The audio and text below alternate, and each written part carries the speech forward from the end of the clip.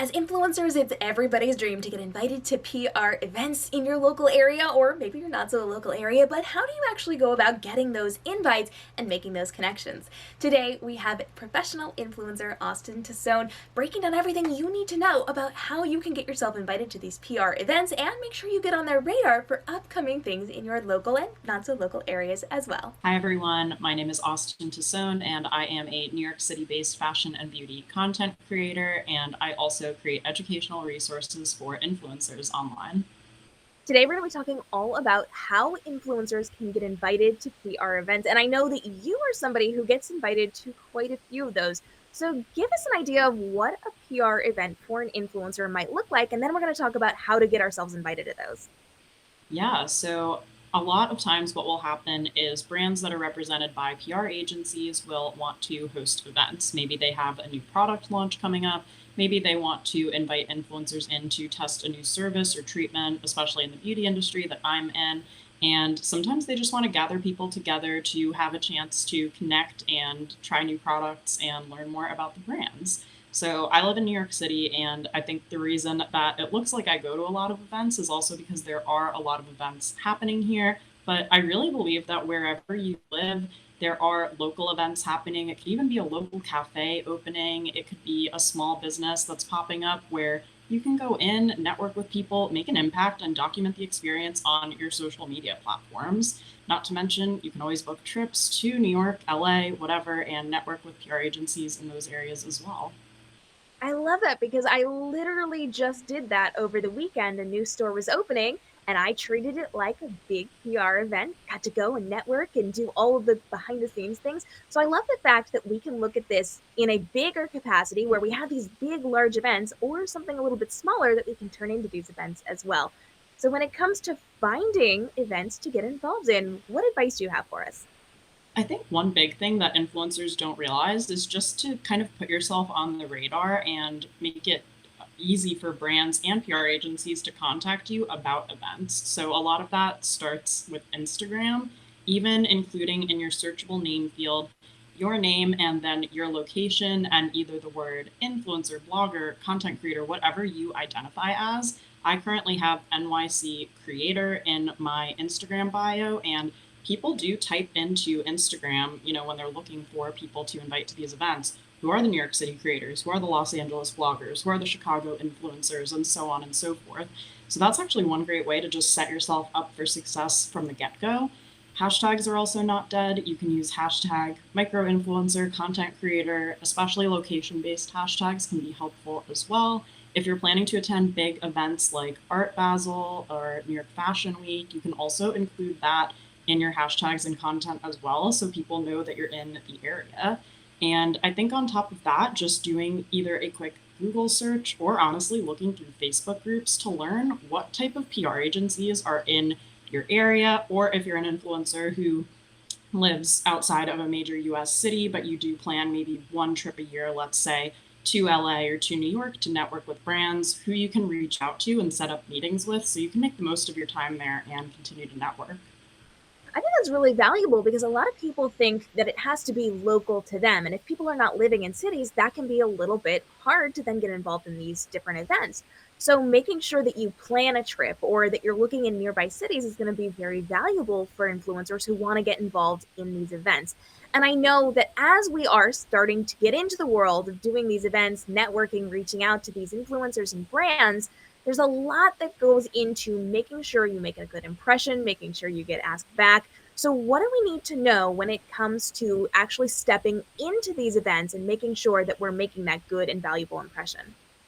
I think for me, before I even leave to go to an event, I that morning or the night before, if the event is in the morning, will take another look back at the email, make sure that I have the address saved in my phone, see if they provided me with like an Uber code or anything like that to kind of ease my transportation getting there. And if you're commuting from far away, you could always ask the brand to see if they are willing to share one with you. They might not always be able to accommodate it, but if it means getting you there, they might be willing to make an exception and help you out.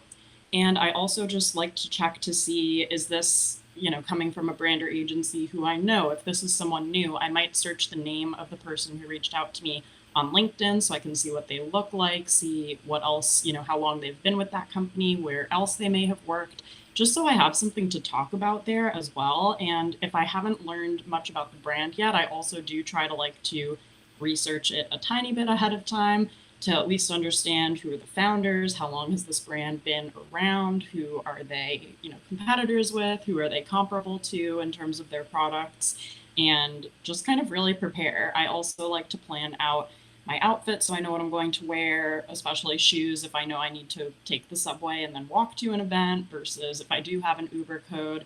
So I'm comfortable and so I'm kind of on my A game throughout the entire time when I'm there. And in terms of the events itself, I mean, I highly recommend getting there early for a few reasons. Number one, if you're creating content for the event, which is usually kind of implied as an influencer, if you're attending an event, you probably will at the very least be posting some Instagram stories about the event, and it gives you an opportunity to take photos before a lot of people are there to check and see if there are little signs about which hashtags you might want to use or which handles you might want to tag in your stories so that the people who invited you to this event, who likely invited you because they want, some publicity around it, are getting to like you get in front of your audience essentially, even if it's just like I said in an Instagram story. And it also gives you the opportunity to be the first one there to, for a beauty event, if it was to get your hair done, you could be the first in line for that so that you're not rushed or that you don't get a chance to experience a treatment or a service, that type of thing. And you get to network with the PR person, before they get overwhelmed with a ton of different things going on. So I really like to attend events early. I also like to set a personal goal of trying to network with at least one new person at the event who I haven't met yet. I find that in New York City, what's great is I get to see a lot of my friends and kind of my own version of coworkers at events that I go to, but sometimes it can be easy to stay within your comfort zone. And some of my favorite people who I've met over the years have been from events. I love that. Now, when it comes to attending these events a little bit on the earlier side, is there etiquette for how early you can show up? Should you be there right when it starts? What does that look like in terms of, being a good steward of your time? That's a good question. I would say by early, I guess I mean right on time. People tend to arrive to things later now. We're a little less committal just as a generation in terms of, oh, I think I can make it, or I'm hoping to stop by. So even just being there on time goes a long way with people. And you pointed out that it's really a very smart idea to make sure that you are not only researching the people who are behind this event, but seeking them out as you are a part of these events. So, do you have any good tips or tricks on making sure that you make those connections and having those conversations?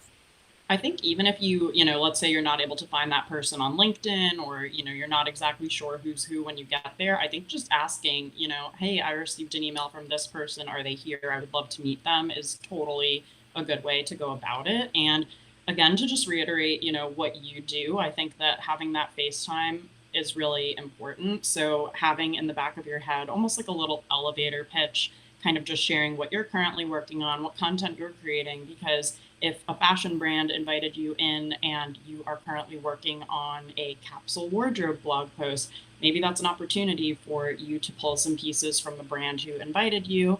Maybe they have an affiliate program you can join. So learning those little intricacies is really important and can help both you and the brand build a connection, even if, say, they can't pay you right now for a typical brand collaboration, but you're still interested in building a relationship.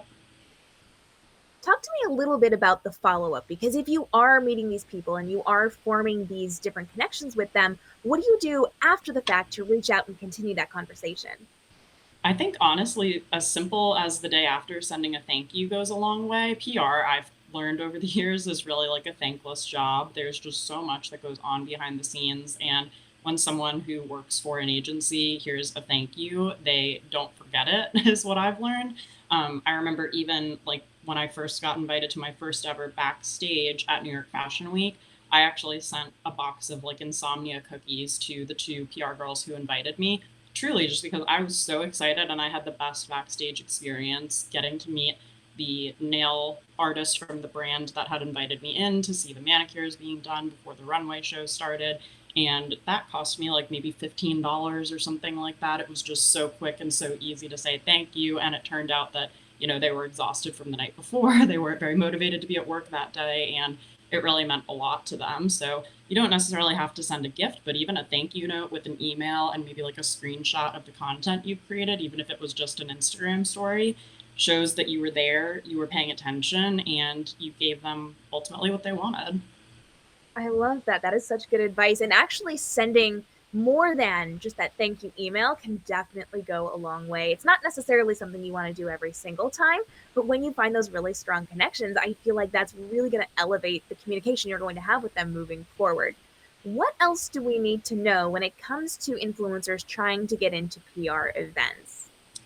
I think at the end of the day, early on, it does benefit you to go to just as many as you can and start to get used to different event types to see what, a dinner event is versus a breakfast event versus just a press preview, and understand what the value is to you and also going to those events. Because I personally am at the point now where I can't attend every single event, and I have to ask myself, do I just want to go to this because I'm looking for something to do in the middle of the day on a Tuesday, or is there other work of mine that could take priority? Or on the other side of things, is this a brand I'm willing to really make time for because I see the value in building the relationship with this brand? And so I think saying yes to everything in the beginning is really key, but over time you get to understand and know what different events are like, what to expect from each one, and which brands you're most interested in building those connections with. Now, when it comes to going to these events, there's a lot of factors and a lot of moving pieces. We want to make sure we're putting our best foot forward. So we're doing our research, we're making sure we reach out to the right connections. But as we are starting to move forward into more of these events, I do want to touch a little bit on how we're presenting ourselves in terms of how we're dressing and what we're looking like and what we're doing. So when we come to these different events, do we get information on what we should be wearing, or do we just kind of have to guess along the way? And then what are our best practices for that? I mean, I think that in general, especially within kind of the fashion and beauty community, it is really just a chance to put your personal style forward and make a statement. Of course, if you are, I'll give you an example. Like, I got invited to an event for an athleisure brand that was at a tennis court, and we were actually going to be taking tennis lessons and things like that. And they even gifted me an outfit to wear to that. So that was kind of implied already, what I was going to be able to wear. But even if, say, like that piece didn't fit or I wasn't gifted the outfit, I would know that if I was going to this event at the tennis club, that I would be wearing some kind of athleisure clothing. And if you don't know, you could always ask the PR person. I think they would rather you kind of show up, putting your best foot forward, like you said, versus having to guess and wonder. I think that in general, I think that just a little bit above casual, like if you're not sure, maybe don't wear jeans, maybe go for a dress or something like that. The same way that you would for if you were meeting, I don't know, someone new for like a date or just for drinks or something like that, where you want to err on the side of putting a little bit more effort in than not, I would say. I love it. Any final tips for how influencers can get involved with PR events? I think also using your network is a huge tip. Like if you are a newer content creator, but you're able to befriend other creators who you see getting invited to events, asking if they ever get plus ones or if they know anyone who they could introduce you to because you want to also attend events in the area. I think that's a really great way to kind of get your foot in the door. I was able to attend an event for a beauty agency. They were doing kind of like a press day because a friend brought me along, and I have stayed on their contact list ever since. And to this day, still get, invited to events, and I get PR packages from that agency. So you'd be surprised what the power of your network can do. Networking is so incredibly important inside of this industry, which is why I have to ask, where can everybody connect with you online? You can find me at Austin Tassone on all of my platforms: TikTok, Instagram, YouTube, Pinterest, Twitter, and so on. And my blog is Keep Calm and Chiffon. Be sure to hit that subscribe and notification bell as we continue to break down how you can level up your influencer life, navigate the tech world and the social media side of things so that you can create more profit in your business through your online presence without spending a ton of time and effort so you can get back to running your business and living your best life. If you have questions on any of these things, drop them down below, and continue to follow along for our extended influencer series, helping you level up everything you need to know for your influencer business so that you can create a life that you love. Daily videos are dropped and weekly live streams to answer your questions in real time. We'll see you there.